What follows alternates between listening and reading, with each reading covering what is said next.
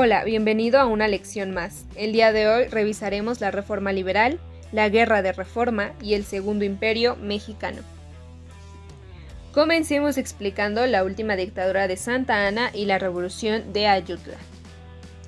Posterior a la guerra con Estados Unidos, hubo una serie de presidentes que se le conoce como los moderados, ya que no representaban a ninguno de los dos extremos políticos.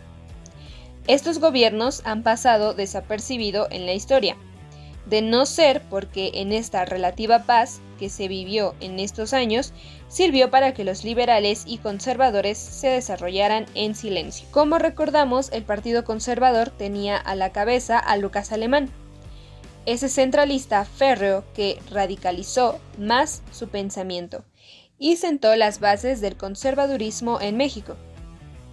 Esta facción tomó la delantera y buscó implementar una monarquía en México.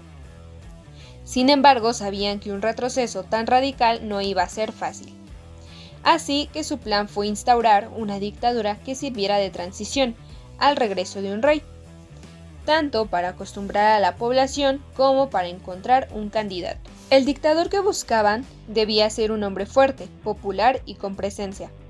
Así que los conservadores trajeron de retorno a Antonio López de Santa Anna en 1853, que se encontraba exiliado en Cuba desde la derrota contra Estados Unidos.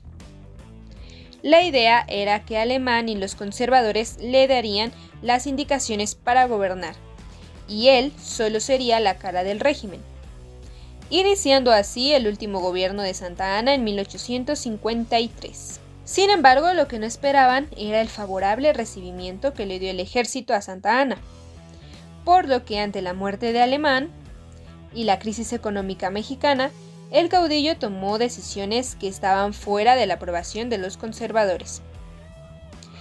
Primero, desterró a Estados Unidos algunas figuras políticas liberales que pudieran ser un riesgo para su gobierno, tales como Benito Juárez, Melchor Ocampo, Ponciano Arriaga y Guillermo Prieto. Después de ello, buscando conseguir dinero, vendió un territorio fronterizo, al norte de Sonora, llamado La Mesilla, a los Estados Unidos.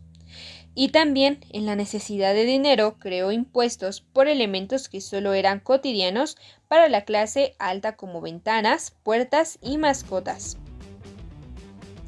Los conservadores le dieron la espalda a Santa Anna por no consultarlos en estas y otras decisiones, por lo que se vio abandonado cuando en 1854 se levantaron algunos cabecillas regionales en su contra.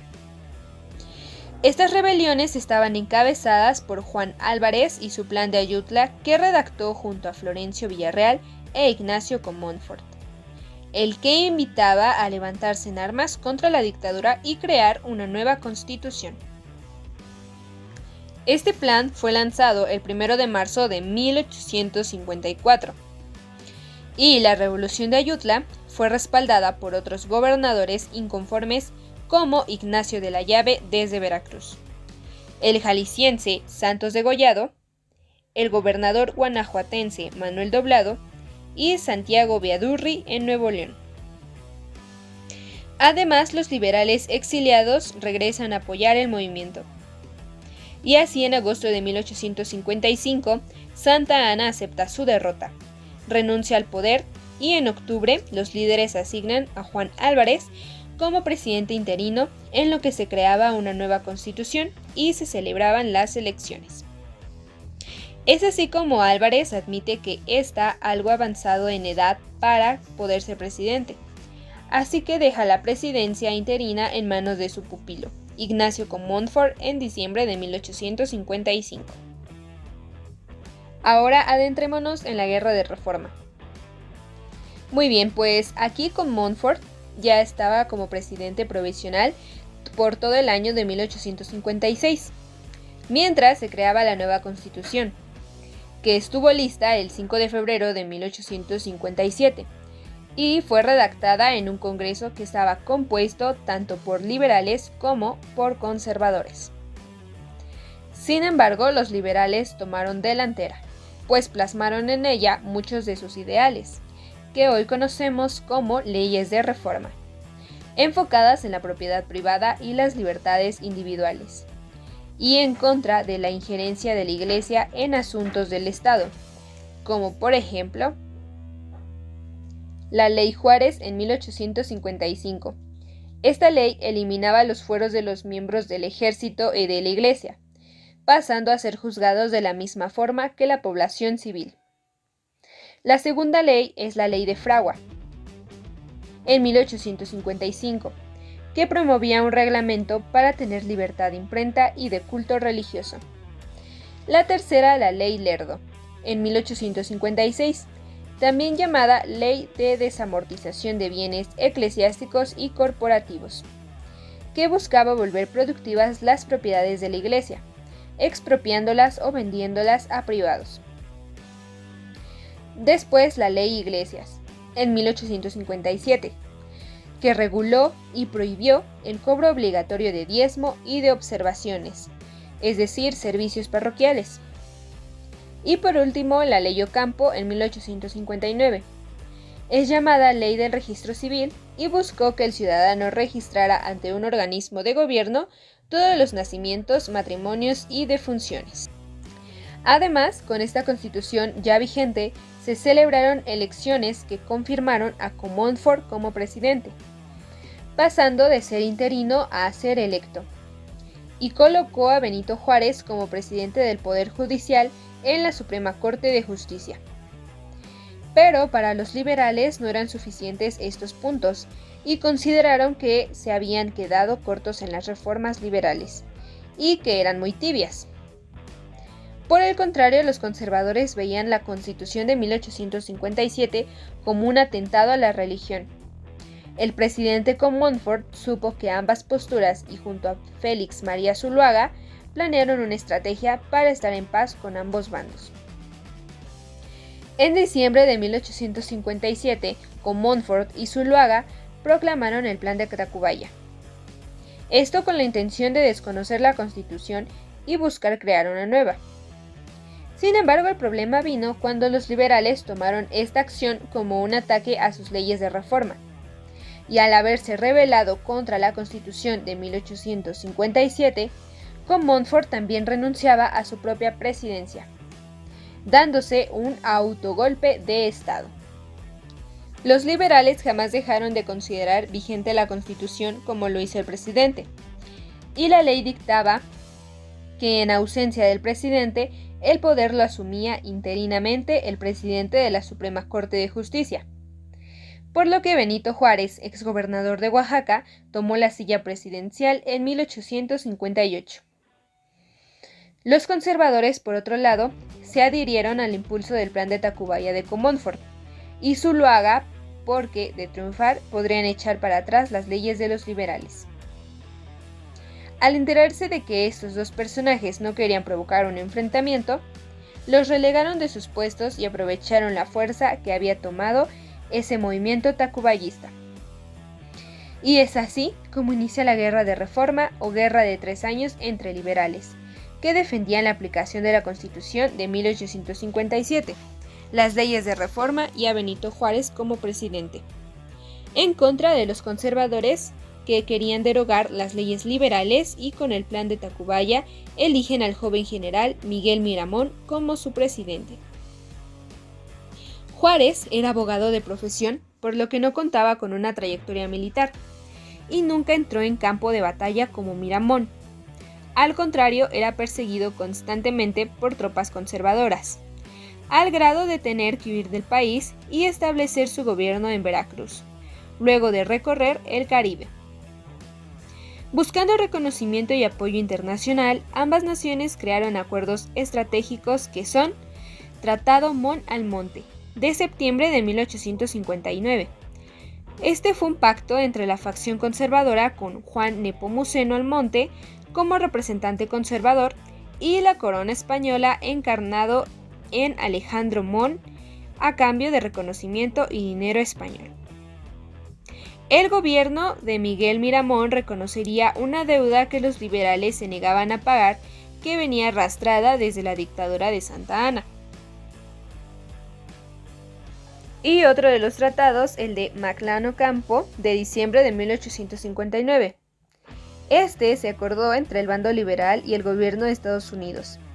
Robert McClellan, representante norteamericano, prometió llevar a su gobierno un tratado en el que, a cambio de reconocer y financiar al gobierno de Juárez, se les brindaría a contratistas norteamericanos proyectos ferroviarios en México, con inversión, mano de obra y vigilancia a cargo de Estados Unidos, así como también aceptaban escuchar ofertas para vendedores de Baja California. Aunque esta propuesta fue rechazada por el Congreso de Estados Unidos, el reconocimiento y un poco de dinero fueron brindados al gobierno de Juárez por los norteamericanos, y ese apoyo se exhibió en la batalla final de la Guerra de Reforma, una batalla naval en las playas de Antón Lizardo en Veracruz en marzo de 1860. Miramón había usado sus últimos recursos económicos para comprar 2 barcos de guerra y acorralar a Juárez en el puerto Jarocho, tanto por tierra como por mar. Sin embargo, la flota estadounidense que vigilaba el Golfo de México disparó contra los barcos conservadores, acusándolos de piratería por no portar bandera de identificación, dando así la victoria para el bando liberal. El bando de Juárez volvió a tomar el poder del país y algunos conservadores fueron encarcelados, mientras que los más influyentes ignoraron huir a Europa. Revisemos ahora la segunda intervención francesa y el segundo imperio mexicano.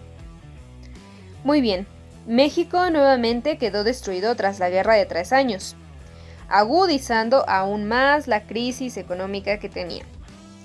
Por lo que, abrumado por los gastos, decidió a inicios de 1861 suspender el pago de deuda externa a potencias europeas por algunos años, en lo que se recuperaba la economía.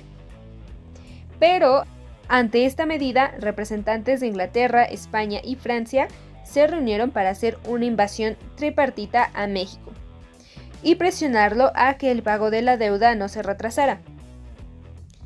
Así, embarcaciones de las 3 naciones llegan nuevamente a Veracruz en octubre de 1861, exigiendo dar reversa a la medida. Pero Juárez envió a negociar con los representantes a Manuel Doblado. Así, españoles e ingleses aceptaron el pacto, firmando en los Tratados de la Soledad en febrero de 1862, y retiraron sus tropas. Pero Francia se negó y ordenó que sus hombres desembarcaran y avanzaran hasta la Ciudad de México, para obligar a Juárez a cumplir su pago.